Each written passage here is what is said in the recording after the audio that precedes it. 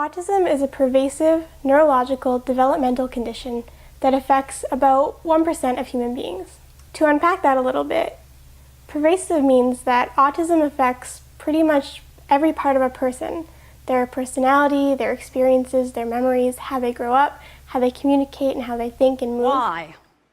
Why is a question that parents ask me all the time. Why did my child develop autism? As a pediatrician, as a geneticist, as a researcher, we try and address that question. But autism is not a single condition. It's actually a spectrum of disorders. And just talk a little bit about what exactly autism is. Autism is a very big continuum that goes from very severe, the child remains nonverbal, all the way up to brilliant scientists and engineers. And I actually feel at home here because there's a lot of autism genetics here. You wouldn't have any... It's a continuum of traits. When does a nerd turn into, Asperger, which is just mild autism?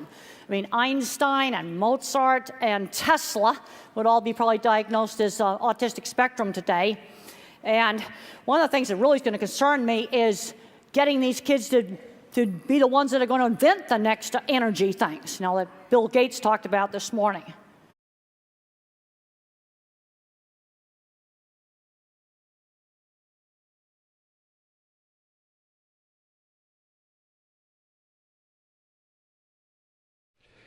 In 2000, Congress passed the Children's Health Act that included funding for research and surveillance on autism.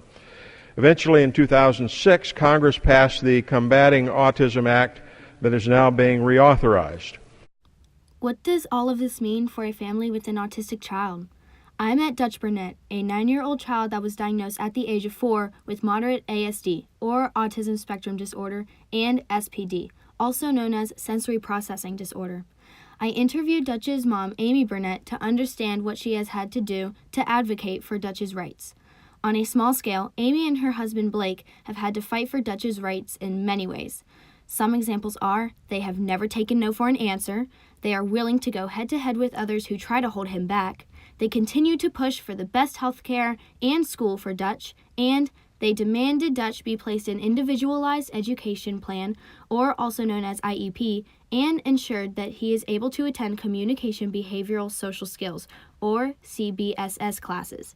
Their greatest accomplishment from all of these battles is having a wonderful little boy, autism and all.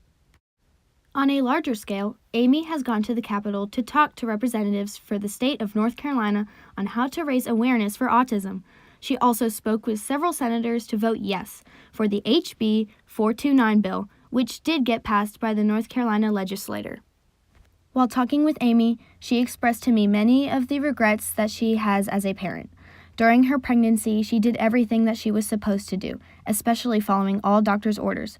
However, earlier this year, a study was released stating that too much folic acid during pregnancy might cause autism. She has been prescribed folic acid by her doctor, never knowing that this could be impacting her pregnancy. Amy also has regrets about not getting Dutch enough therapy. She wants Dutch to be able to play and not be in hours of therapy after long days at school. She struggles with these decisions and continuously worries about how all of the decisions that she and Blake make will impact Dutch's future.